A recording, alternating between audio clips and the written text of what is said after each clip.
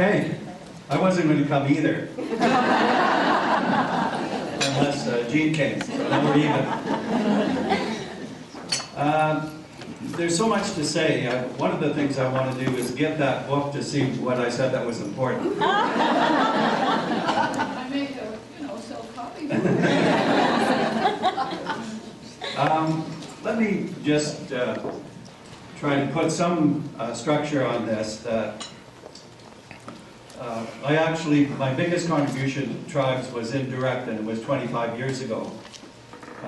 When I became Dean of Education at the Faculty of Education, I started February 1st in 1988, and there were 81 professors at the faculty. All of them had tenure, and I was the first new person in 14 years. So if you can imagine, coming into the room, the first faculty meeting, 81 or more professors who had been there mostly 20 years, and I had a reform agenda. And the crowd I was facing was skeptical because I came from Boise, so they feared that a lot of irrelevant research was going to be imposed on me. But I knew better. At least my instinct told me I knew better. And the very first two people I hired almost immediately were Barry Bennett and Carol Rollheiser, the very first two. That Beverly Showers and Joyce said, if you want somebody great, these people are from Alberta, they've studied with us, they're fantastic. And so I didn't even interview them, I just hired them. Because I knew that, Bruce is another story if you know Bruce, but Carol and Barry were fantastically practical. And we went immediately to a summer institute based on cooperative learning in the summer of 1988. And one of the biggest breakthroughs we had with the faculty was, remember these 81 people, about, I'd say 15 or 17 of them came to the Summer Institute as participants. So the Summer Institute, we had created a consortium of school districts, Halton and Durham and Dufferin Peel Catholic and a couple of others. And so they came to this, we had teams from the schools because we were starting down the pathway of integrating school improvement work and teacher education and system improvement. We just started that work. I think most of those faculty came out of curiosity to see what was up, what I was up to, because we started into the field base. And they became, and their instincts were, they were really great teachers, some of them, David Booth, who's still doing fantastic work. There were a lot of good teachers, good teaching tradition, but they hadn't necessarily really thought much about cooperative learning. And I got the most converts to the new agenda via that Summer Institute, because they thought, they saw the teachers work there. And that's how we got started and broke that open and began to do a lot of other things after that. The work, and I want to underscore what Gene said, it's all about, it is about learning by doing, even the whole system work. And so I've done a couple of books ago, the Change Leader book, I actually took that theme and I said, practice produces theory better than the other way around. You get better theory by starting with practice, by the doing part. So in all of the stuff that we write about, you can do it, capture it in a book, and then do some more and capture it better the next time, hopefully, and keep going that way. And so that's how the knowledge has been accumulating around this. And I'm going to give you a bit of a presentation, I think. I'll just flip me into my computer. So, okay, I can do that, yeah.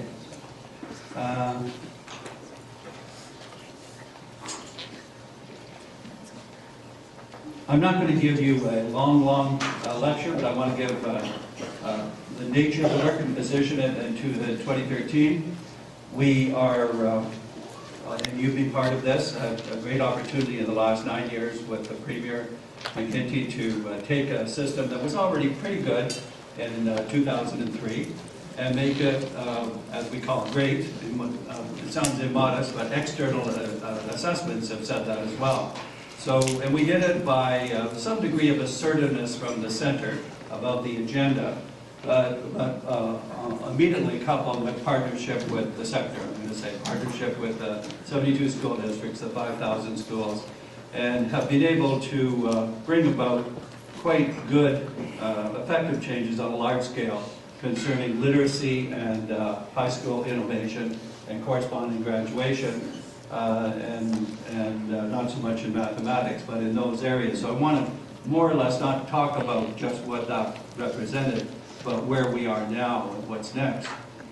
And incidentally, we work a lot in the U.S. I have a team, and I say we, there's about 10 or 12 of us at the policy system level. Ben Levin, you know, who's the former deputy minister now at OISD, Andy Hargraves, and a couple of others, so at that level. At another level, we have a team that are capacity builders, designers, and trainers, who are the teachers, the students' teachers, so to speak.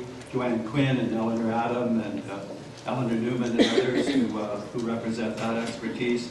A couple of researchers and small support staff. So we're mixing and matching on these projects, and one of the biggest breakthroughs we've had, I'm going to say, in the U.S. is in California, and it's only been in the last 12 months. But we are into California in, I was going to say triangulate 4 pieces, but 4 pieces don't triangulate, but there are 4 pieces. We call it leadership from the middle being school districts. So how do you change a whole system as messy as California? It's messy in many ways. There are over 1,000 districts. There's very poor performance. It's been starved of budget. There's, at the top, you can't get your act together very easily at the top, the State Department. There's a state superintendent who's elected, a governor who's elected, different constituencies. So there's a lot of pieces. But we have a foundation there sent or sponsored 2 study visits to Ontario in the last 12 months. The last one was January, and the other one was about May of last year, 11 months ago. And these study groups, 25 people, included the state superintendent, the head of the union, the California Teachers Association, some school district leaders that were superintendents. And what they came and they studied Ontario, they came and they visited schools, we presented to them, we have directors and leaders come in to present, so over 2.5 days. And their job was, from their own point of view, was to examine what we've done and understand the success, because they knew about the success, but they didn't know how to understand it. We'd written about it, but when they saw it up close, they were bowled over at the consistency that they saw when they went to different schools, not only the consistency of practice, but when they would ask a teacher here, what are you doing, what are the key goals, and how are you doing that? They would get an explanation that would be almost identical to when they went over to another school and asked the same thing. So it was the consistency of practice that they saw. And what they came to understand, and this you alluded to this too, you used the phrase a few times, is that our strategy was not structural, it was cultural. I mean, there's structural elements, like you have goals and you have some instruments and so forth. But the real change was how people started to focus on working together to change how adults learned, as well as how the students learned, and the cultural change on a very large scale that we were able to accomplish that they were so impressed by. So back in California now, we're working there systematically. We have a very strong line to the governor, who's a bit quirky. You probably know Jerry Brown, who's now in his second set of terms. But he is really a good focused person on the right things. His policy advisor. So we have the governor's office, the state superintendent, who was up to the visit, and his deputies, and the State Department of Education. That group we're working with as well, and trying to link the 2 of them together, with both of them saying, yeah, help us link together. So those are 2 of the 4 pieces. And then the third piece is the school districts, the 1,000, but there are certain numbers that are, there's a group called the core group, which has 10 districts, and they represent about 20% of the students in California, of the, I guess, 3 or 4 times larger than Ontario. And these 10 districts, who were part of the visit here, called their strategy choosing the right drivers for a whole system reform, literally taking it from Ontario. And they say that. It's not, they don't say it any other way, and that's what we're doing. We want you to help us do it better. So we're working with that group, and we're working with another group of 4 districts around where you live, I think, in Napa Valley, and a couple of others, Pittsburgh, which is Pittsburgh, California, and Alameda and San Rafael, so 4 districts. So we've got the 10 and the 4. So the districts are moving, and not only are they changing as districts, they're saying, how do we learn from each other as districts? So we're spreading it laterally, that is to say. And then we have the California Teachers Association, which have been mostly at war with the government there in terms of the direction of the teaching profession. But I say all of this to say these ideas matter when they work. When you get into some of the developments that we see. We think that good things are going to happen in California, and we'd like to have that state, and they would like to be that way, the leaders I'm talking to show Washington how to do whole system reform in a way that doesn't depend on the wrong drivers to try to do it, which is what Washington tries to do in most of the states, actually. So this is good to see this kind of spread. The only other kind of timely comment I want to make now is, and you made reference to the paper that the Premier asked me to do just before he left. He said, do a short paper on what we've accomplished and what the next steps are. And so that paper is on the government website, it's on my website. And the paper is called From Great to Excellent. It basically says, we have a choice right now. We know, we can predict we're not going to stand still. We're either going to move forward from great to better than great, or we're going to move from great to good, which is actually backwards, that you might recognize, depending on whether there's enough of a momentum. And I think the momentum that we spent Wednesday, Andy Hargraves, Ben Levin, and myself, with about 300 leaders that came from OPSOA, the supervisory officers and directors, and the principals, the OPC, which we do actually every April. And what I said in the paper, what we talked about on Wednesday, and this is, I want to underscore the tribe's kind of centrality of this level of thinking.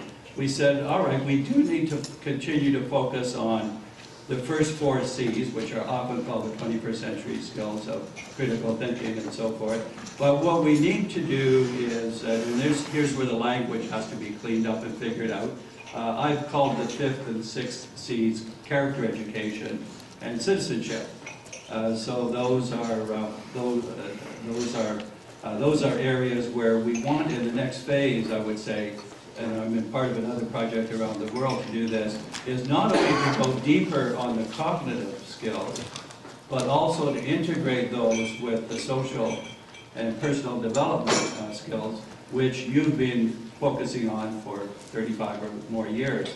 So they come back into their own now, because one of the discussions, and I say about the language, but one of the discussions on Wednesday was, how do we focus on the well-being of students? What does that mean? What is the next phase of doing that? And a report just came out, just their second report from UNICEF, which you might have seen and referred to in the last 2 or 3 weeks, is the index of well-being. And so what they've done actually is measure well-being, about 5 or 6 dimensions, of children in 27 countries. And number 1 on well-being is the Netherlands, and Nordic countries up there. U.S. is down, usually in its normal place, in the basement. But Canada doesn't fare all that well. It wasn't Ontario, it was Canada as a total. Fares well on education, which is one of the indexes, but not necessarily on the index of well-being, of being integrated and feeling safe and connected in the community, family, and so forth. So what I'm saying is the well-being agenda is about to be reintroduced, not over here, but elsewhere. And this is a chance, and I know from tribes because Barry has told me a lot, but I think the issue for tribes is how do you get integrated, and you referred to this, Gene, as well, into the agenda that now is the new generation that goes beyond No Child Left Behind if you're in the U.S., or goes beyond literacy and numeracy if you've been in Ontario. So how do you go to that next phase and integrate and make strong contributions to the well-being side, the character education side, the citizenship side, and those, if you do them well, they integrate with the intellectual. There's a two-way street between the intellectual well-being and the social well-being. So let me give you a few things.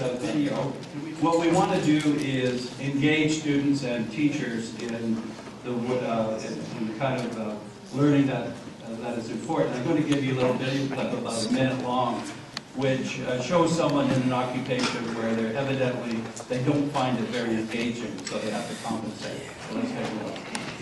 Observe the accused make a left-hand turn at 3:14 p.m. contrary to section 144(7) of the HTA. Could you please read back the last few lines? The rain is falling hard on the hood of the cruiser. Officer Duffy looks at his watch. It's just past 3 when he sees the black convertible make an illegal turn. Close up on Officer Duffy. Where do you think you're going, punk? The punk pulls a gun from his jacket. To hell. And I'm taking you with me.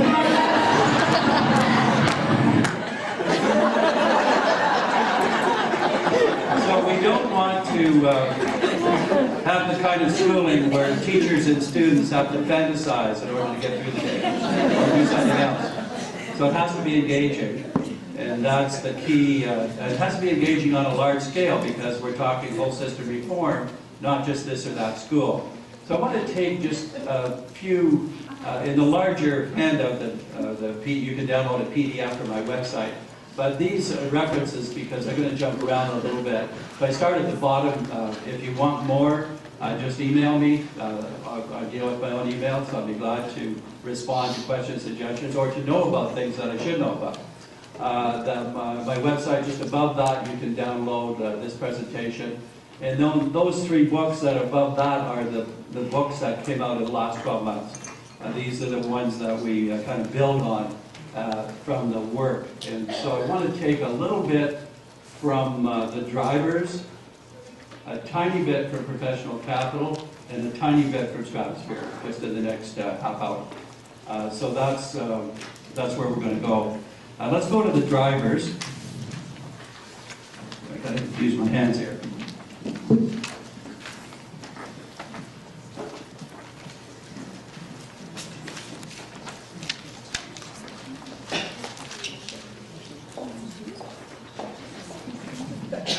Okay, this is kind of the event organizer, and I'm going to, as I said, talk a little bit about the drivers, about professional capital, and about stratosphere.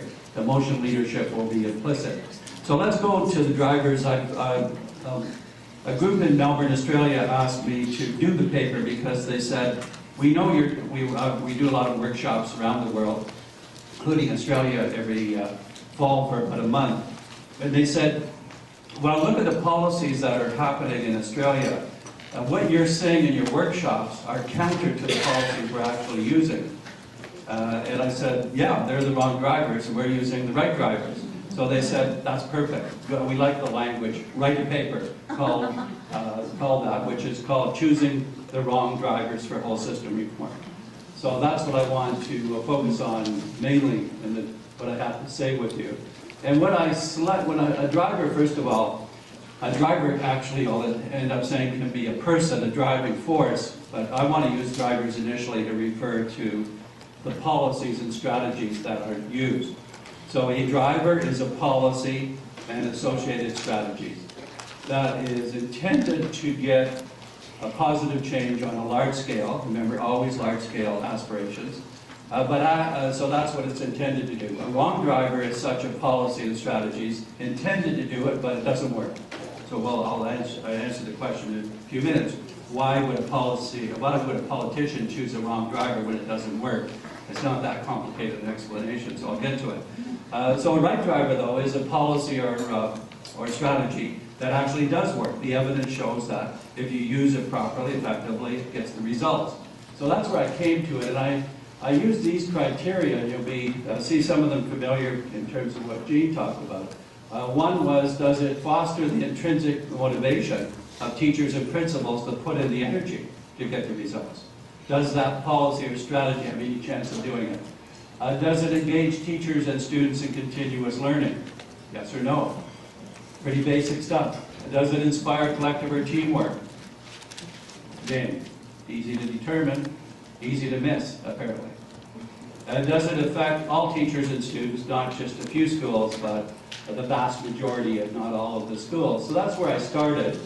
And what I didn't, in the paper I didn't use right brain and left brain, but it became in handier once we started to work further on these drivers. So I'm going to comment on each of the 4 sets briefly. And these are the 4 sets. And so the right driver, the reason it's right brain dominance is this has to be the executive control of the direction of strategies and policies. And these are not wrong forever. They're wrong as front-end strategies, but if they're in the service, if the left is in the service of the right, then it's okay. So that's how it works. The left, what's happened in the US and Australia, they've gone directly to these to get the results, which doesn't work, it actually backfires. And we did this, which is indirect, but we actually not only get a better job of this, we actually do use these better as well. So that's where I'm going with this. Just some explanation then of each set. If we take accountability, this is the kind of phrase. Accountability, wrong driver accountability, is when you have policies that are negatively underpinned. Sticks and carrots. The consequences of not performing, you pay if you don't perform. Something bad happens to you if you don't keep up. No Child Left Behind is a good example of it. You can see where those strategies are not very motivating. Very few people will be motivated if they're told you're terrible at what you're doing. And we're going to tell you that tomorrow. I'll keep telling you that until you improve. Not to mention, there's no how to improve in that statement. So what we've done, and it's I think the message here is it's actually fundamental to the human condition. You get better accountability when you approach it indirectly, not directly. Directly is when you say, here are the standards, use it, and the consequences will come depending on your results. The indirect method, and we have not, I think it's safe to say it this way, we have not mandated anything in the last 9 years. There's not one thing that we've said you have to do. We've emphasized certain goals and certain priorities, and we've used persuasive techniques, if you like, but we haven't mandated anything. And what is good accountability? It's a function of good data, but data that are used primarily as a strategy for improvement. Good accountability is when you approach the question of accountability to say, we are going to have a positive stance towards this factor. We call it non-judgmentalism. Slightly tricky term, but not really. Non-judgmentalism is when you view something that's needing improvement and you're not negative or pejorative about your attitude towards the needs improvement. Yeah, you are, in other words, when we have the schools, the OFIP schools, which are the turnaround schools, our attitude is not you're to blame for falling behind, but you really haven't had the opportunity to develop capacity to be more effective. We're going to work on capacity. And we actually trained ourselves to be non-judgmental. It's also a bit tricky, just for a moment here. I didn't start, but I normally in a longer workshop start with the moral imperative. Moral imperative being, why are you a teacher? What values do you stand for? How committed are you to raise the bar and close the gap? What are you doing about that? How far are you getting? We call it moral imperative realized. But if you have a strong sense of moral imperative and you see something that's not working, you can be judgmental about that in the wrong way with the right motives. The problem with being judgmental is it almost never works as a motivator. It almost never works as a motivator. Could a little bit here and there, but in the short run, and definitely in the long run, it never works as a motivator. So we shoo it. Then the quid pro quo, these kind of go together. We also say change requires widespread transparency. Transparency about who's getting results, but also transparency about practice. So you have to access what's working. These two go together. Richard Elmore, a dozen years ago, said no amount of external accountability will be effective in the absence of internal accountability is when the group is accountable to itself in a transparent way for itself and externally, and that's where you pick up public accountability that's stronger. And then the work I've done with Lynn Sherrod, who's a curriculum instruction capacity builder, in our book, Putting the Faces on Data, it's about really getting this kind of set of things very strongly and getting it tied down by capacity building. Capacity building, not a fancy term. I mean, in terms of the definition of it at least, it's really three things for me. It's knowledge, new knowledge you didn't have before. It's skills / competencies, and it's motivation. Motivation is a capacity. So if we can increase knowledge, skills, and motivation, we have increased capacity. And that's what we work on in that pair. Second pair is about what it'll be dear to your interest. It's about human compared to social capital. And there's a very interesting combination here, and I want to use human capital is the talent of the individual.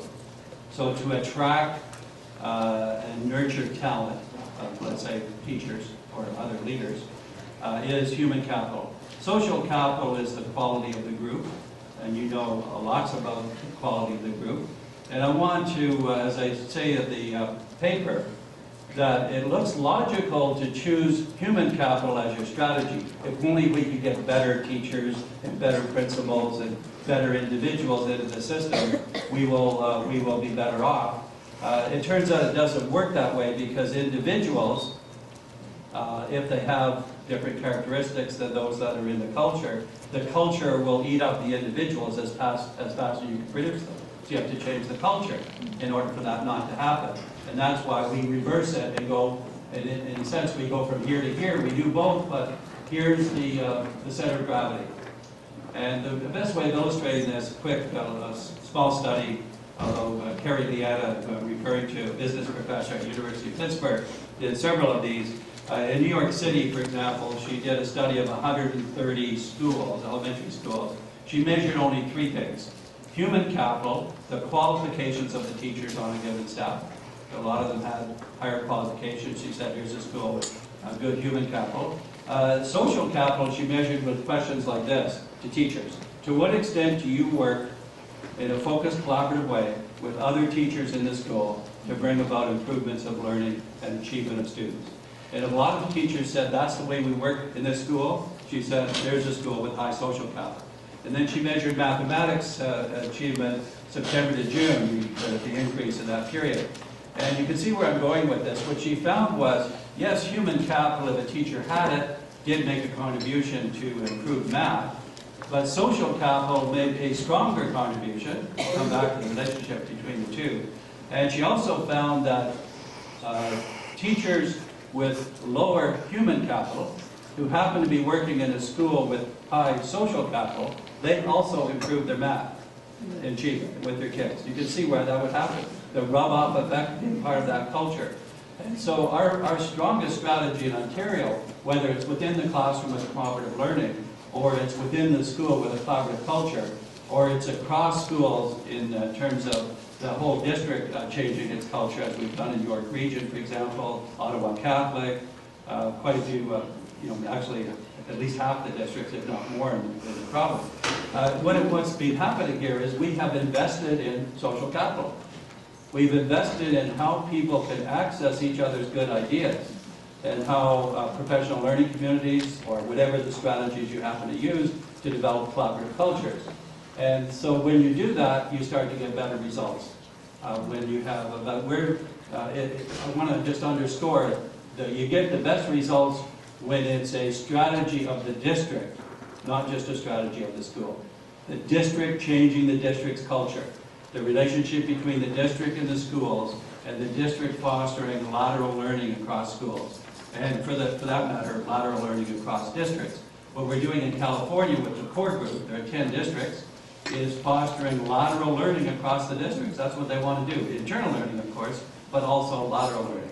And so this is where that gets us to emphasizing social capital.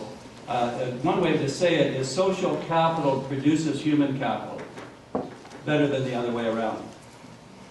Social capital produces more human capital because it's more powerful than one individual. It's the group.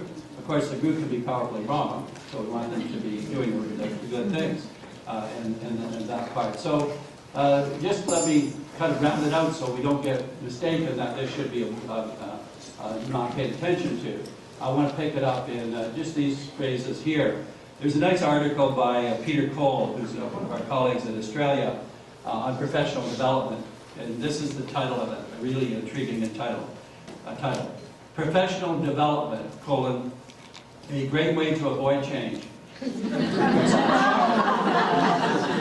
actually, the research on professional development shows that professional development research evidence is not actually very much related to change in classroom practice, because it's not powerful enough, it's not linked to the day-to-day practice. So what he meant by that was that teachers go to workshops, like this, let's say, they go to, they take courses, master's and doctoral courses, but nothing much happens in between workshops, he says. So you feel like you're learning something new, and you are as an individual, but the actual day-to-day practice, another one of Elmore's great phrases, learning is the work. It's the learning is the work that's been this, and this is a cultural change, that's been at the heart of our success in Ontario. And it's about social capital in this. And then I want to round it up to make sure we don't miss this, is that I'm going to call human capital personnel decisions. Human capital is human resource decisions. And this is where we can reintroduce it more effectively. That is to say that as you get the social capital going, you do want to pay attention to who you're hiring. And so if I go back to 1988, the bad news was when I came into that, there were 81 professors and I was the first new person. The good news of it was that 22 of them left in the first 12 months. It's not because of me, only. But it was because they had reached early retirement and change was in the air. And so we had a chance to hire rapidly 22 faculty. That's enormous at universities. And I used the same criteria. I oversaw the same criteria that I used with Barry and Carol, which was we wanted people who were going to be committed to evidence and research and drawing on that. We wanted people that were comfortable in working in schools, that is, they were field-based, and we wanted people that were really good teachers.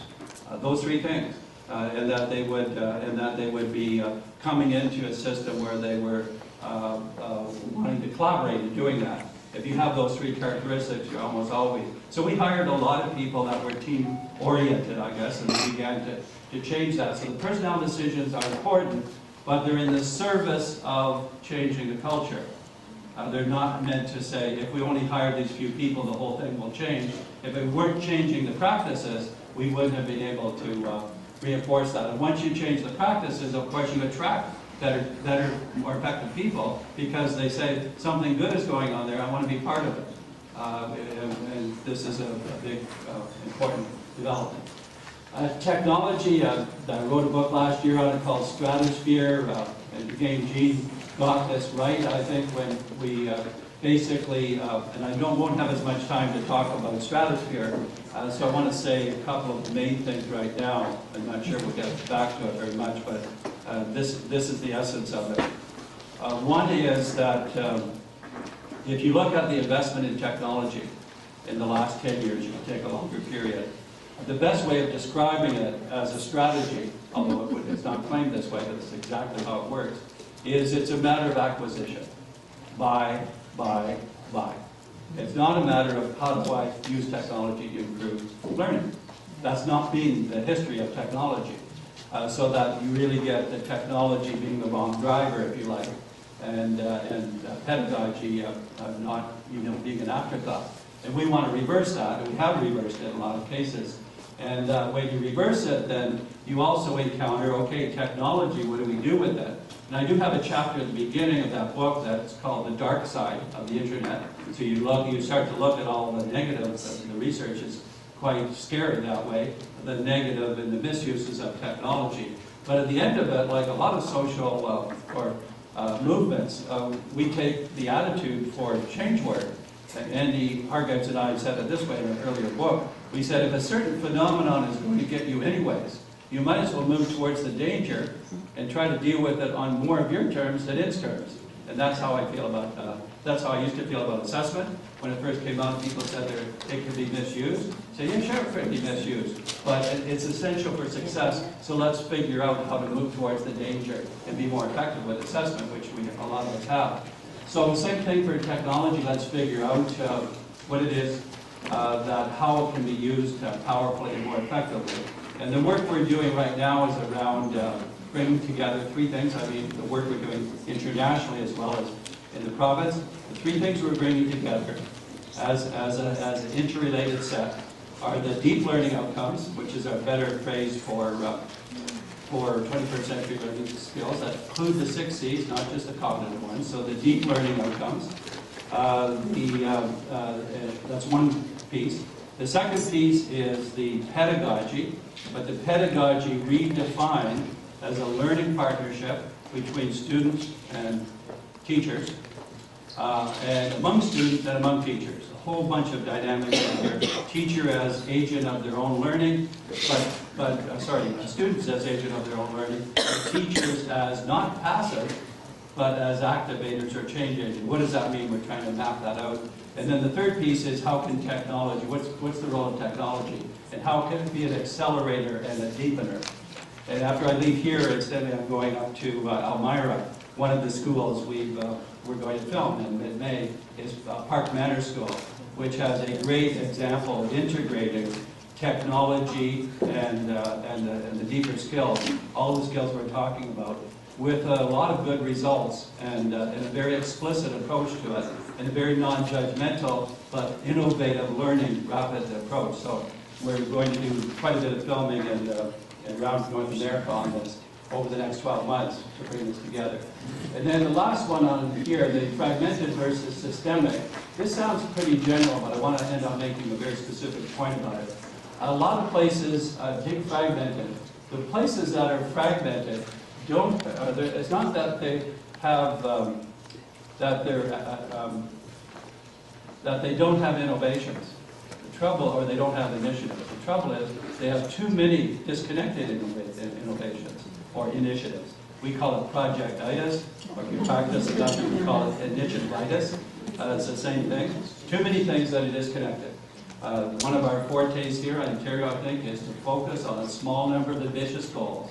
And now we've added 4- and 5-year-olds early learning, very powerful, but in depth. So if you look at this systemic, without getting into fancy definitions of systemic, because I always want to be practical about it, one of the good ways of presenting it now that I've kind of uncovered in the last year has been, instead of talking about, yes, we need coherence, but instead of talking about it as alignment of structures, let's talk about it as coherence in the minds of people that are doing the change. Does it feel connected? Do people understand it as connected? And this is another way of expressing what the strategy is. This is a cultural change. If you develop a process of change that ends up producing new mindsets that are shared, that's a cultural process. Well, that's group learning, and it's around that. And you begin to get then the question of how coherent people, when I mentioned earlier, our visitors, when they go to different schools and they hear very consistent explanations about what the strategy is, what the approach is, and what the results are, they're convinced because the people who are articulating it are very specific. And so they can come to this back in a moment. Within this, the so-called tools. A tool is any instrument that's technology, an implementation plan, a teacher appraisal scheme, and some of those, in Ontario we have the school effectiveness framework, actually, which is very good framework. But the problem with tools is that sometimes people make shortcuts, and they say what we want to do is, well, this tool is great. They come to Ontario and the ministry says, we've got a school effectiveness framework. If they take away the framework and they don't take away the nature of the cultural change we've done, they miss the point. So as someone said about a tool, a fool with a tool is still a fool. Or a fool with a powerful tool is a dangerous fool. So you can misuse tools. But as we go into coherence, I'm not going to dwell on this, but in this, whoops, went too fast here. Dr. Fullan? Yeah, Could we take maybe 10 minutes to give people a chance to get a stretch? Sure. It's a long morning, and we'll come right back. sure, I'd love to. Good Yep. time? Yeah, I wasn't going to stop in 10 minutes, so, but yeah, if you want to do it that way, it's good with me. Well, you're going to do a stop in 10 minutes. But good for that? Yeah, so, because I'm on sort of the topic from there. So, on coherence, there's one thing I want to pick up here, and that is this last one, talk the walk. A very unusual way of putting it, but what I described about people explaining themselves is they can talk the walk because they're doing the stuff very specifically, and they're sharing what they're doing. And if you can talk the walk to yourself, not that many people talk to themselves, but if you can, you get clearer. If you talk the walk with each other, you get influential, mutually influential. And once this flourishes, you really get to this kind of development. So let me go just to the two other points I wanted to make in closing.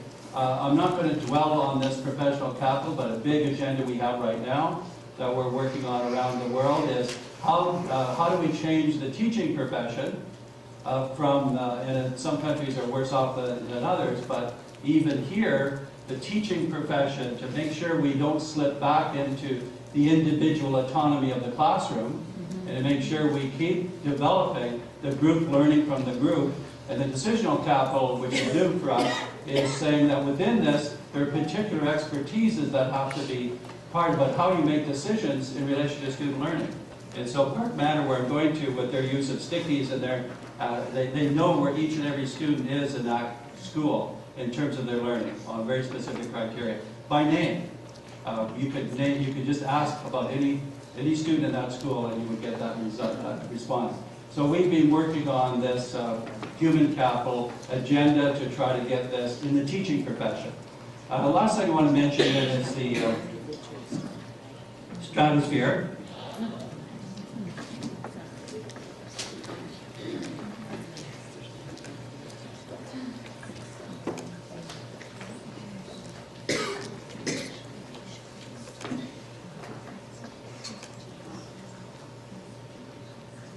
Just a couple of points. One is the importance of, I guess I'll say pedagogy. I'm going to give you a no example here, just again 30 seconds by video. This is it's in German, but you don't have to speak German to understand it. It's the case of an adult woman who bought her father an iPad.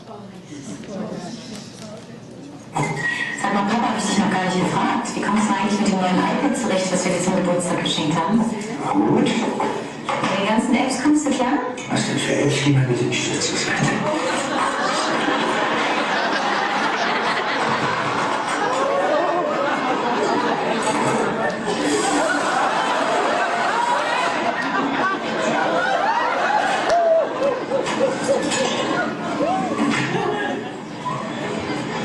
Was denn?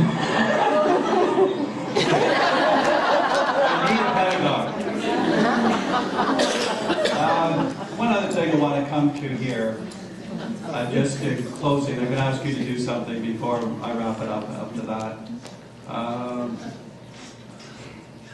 This goes, the criteria that I use, and it resonated so much with what Jean said, that I used in Stratosphere about the solution, was that the solution has to be an educational learning experience that meets 4 criteria. It has to be irresistibly engaging for students and teachers. It has to be elegantly efficient and easy to use, not so complicated. It needs to be technologically ubiquitous, move towards the danger. And it needs to be, another thing that Jean mentioned, steeped in real-life problem solving. So that's what we see in Park Manor. That's what we will capture on film. I've already written about it. And that's what we're seeing on a wider basis, but still only in small percentages of the cases. The question is, how does this flourish? And then the last point I want to make with you is about what we call the new pedagogy. What's the role of the teacher and the student in this new equation? And this is, I'm just going to leave you with one thought around this. This comes from John Hattie's work on visible learning and visible teaching. He's done all those meta-studies, and he's done effect sizes of what works. And he has one cluster that's very interesting, which he calls teacher as facilitator. And effect sizes, he says, if they're above 0.40, they're worth looking at. If they're below, they're not. And in this, he said these have weak impact on student learning, and these have strong impact. And now if you look up here and you see some technological ones, simulations and gaming, and it's web-based. And I'm going to say, although he doesn't have these data, I'm going to say it this way.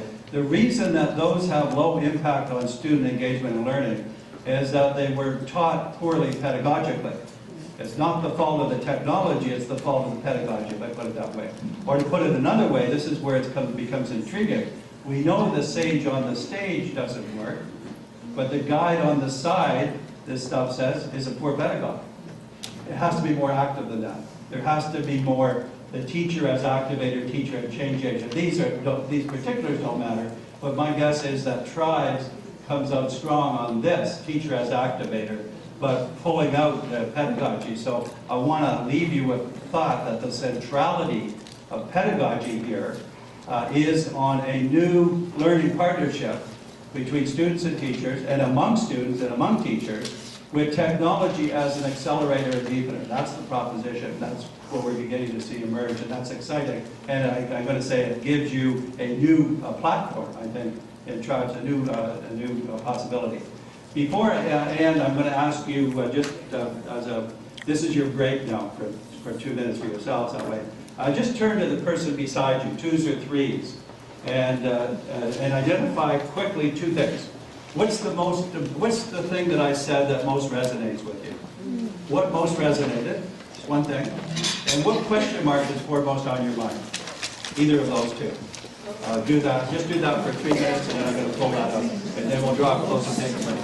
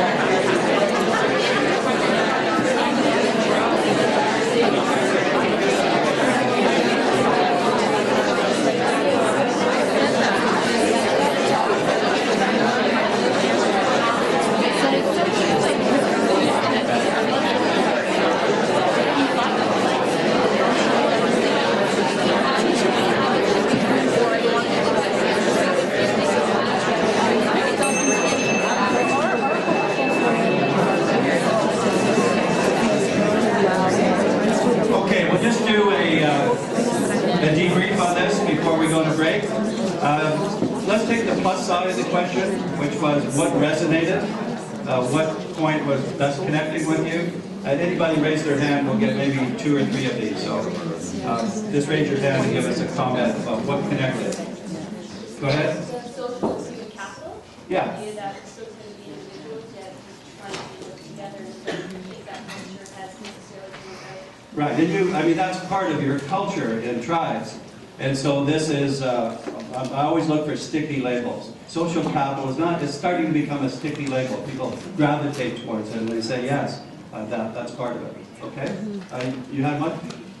Just with respect to the embracing the kids' use of the handheld devices, Yeah. per se, rather than shying from it, and the role of the teacher facilitator / activator. Yeah. In fact, I mean, that's my weakest link. So when they are embracing it, I mean, you know, they're accounted for because of the private classrooms and they're using it properly, the Right. structure. Yeah.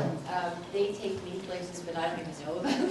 Yeah. Because they're leading the learning versus me leading them. Yeah, And yeah. so I'm learning a ton and they teach each other, which Yeah. is really awesome. No, it is, 2 things about that. One is, we're at the early stages of that, so it's not crystal clear what the do's and don'ts. Part of the process is sorting that out. And the other is, to put it crossly, all of a sudden, we've got students as free labor. Yeah. Teaching. Well, when they present review something, I'll say, copy that and I'll footnote. Yeah, yeah. And I go on and use it the next fall. Well, and more specifically, there is free labor in three ways. One, Mark Prensky says this. If you're afraid of technology, you don't know all the ins and outs of it, your students know more than you do. Easy solution. Put students in charge of the technology. You keep the pedagogy, put them in charge of technology. Secondly, students working with each other. You know that. All kinds of free teaching going on when that happens. Thirdly, if you use the 24/7 ubiquitous technology, all of a sudden you've at least doubled the learning time. The daytime and another 3 or 4 hours after that. So you've got really win-win there. Okay, a couple more, yeah. What resonated for me was when you said system coherence is about shared mindsets. Yeah. Yeah, if you don't have shared mindset, you don't have alignment. Because it has to be in the minds of people, and it has to be shared otherwise. And when it's shared, you move a lot faster, right? Okay, one more? The left brain is in the service of the right brain. Yeah, exactly. Executive control. And this is very specific, this crosswalk. You can throw in a couple of question marks as well, as we just come close to closure here. There, yeah. Just the idea of linking like the motivation up there with the knowledge. And I'm actually a student teacher right now, and I'm seeing that the problem is the kids aren't motivated, and so that is a big one. So you've got to get them motivated before the learning can take place. Yeah, and sometimes the learning experience can generate new motivation. Yeah, and how to get Like that. on these four. Okay, a couple more. I'm getting there. Yes.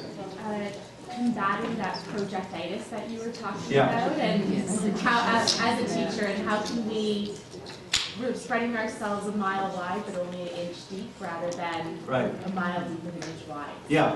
Yeah, you can, sometimes you can avoid some of those things that are imposed on you, but sometimes you're your own worst enemy. You go for the innovation when you should be going for consolidation or something like that.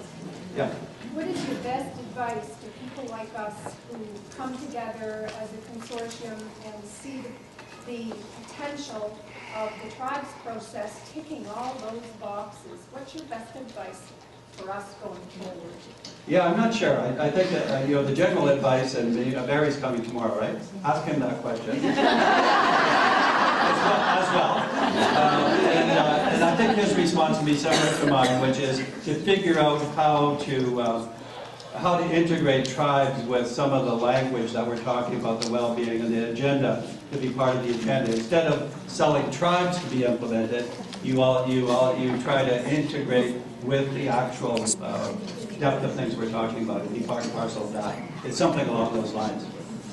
Okay, last one? Yep. I was just going to talk about the push to always try to get better and not rest on your laurels or you'll go down further. And from Ontario, we're always focused on that literacy, numeracy piece, and seeing that citizenship piece come in to close that gap further. Yeah. Student learning is it's huge. Yeah, it's big, and in the paper I did, I said two things.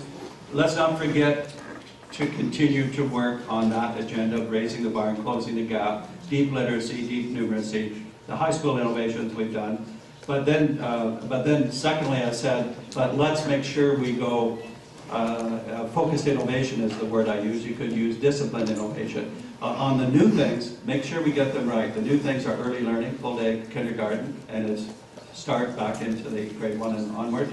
And also the deeper versions of the 6 C's, especially around character and citizenship, that are really very important, that they be a more rounded agenda instead of just literacy and numeracy. Even though we've done it deeply and somewhat across the curriculum, it's still a narrow agenda unless you also include the whole child in the other aspects of that development that we've heard about.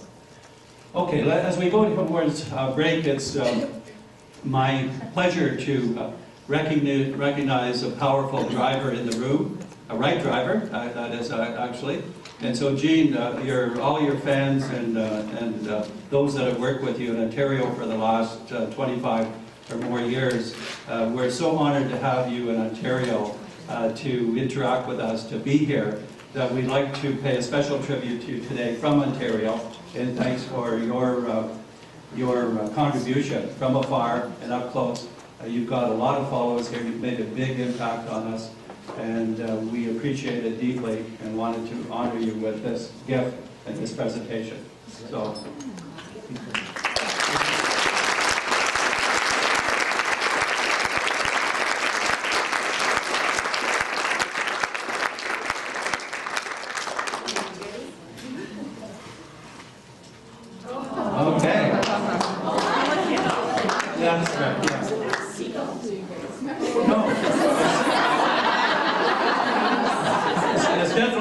self-portrait.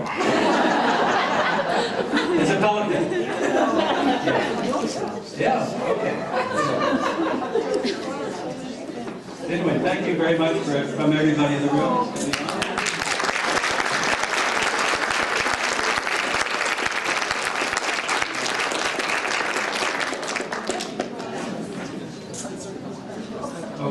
Okay, a talking stick? Right? That's the one you use when you want people to stop talking, right? Yeah. There's a wait for them. Okay.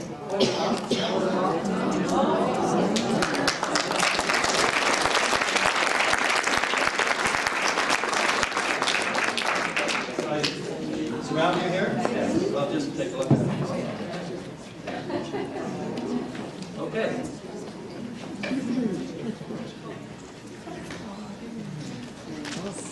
All right, thank you very much.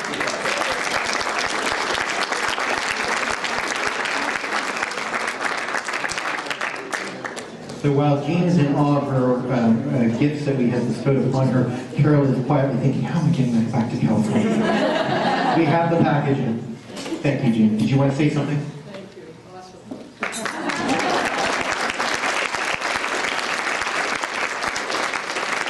We've been sitting for quite a while, but in order to keep the audience and make the presentation work, we had to plan things this way. We are going to break now. Just before you do, I want to thank Michael for his presentation today. I asked him to come back to this slide because everything I've heard is exactly as Linda says, that's tribes, that's tribes.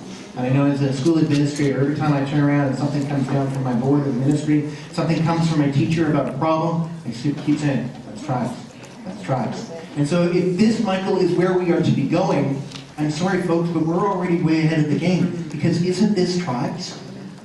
Right, so Michael, thank you for confirming where we need to go. The other point that Michael made was about talking the walk and walking the talk, and what I'm really impressed with him for doing is, after writing his first book, he then went on and gathered the stories to prove that if we do what he's suggesting, it does work. And so this book is a collection of stories from people that are doing the work that needs to be done. It's on sale at the back. There's 2 other copies. Rick Hayward is selling them on behalf of Apple's strategic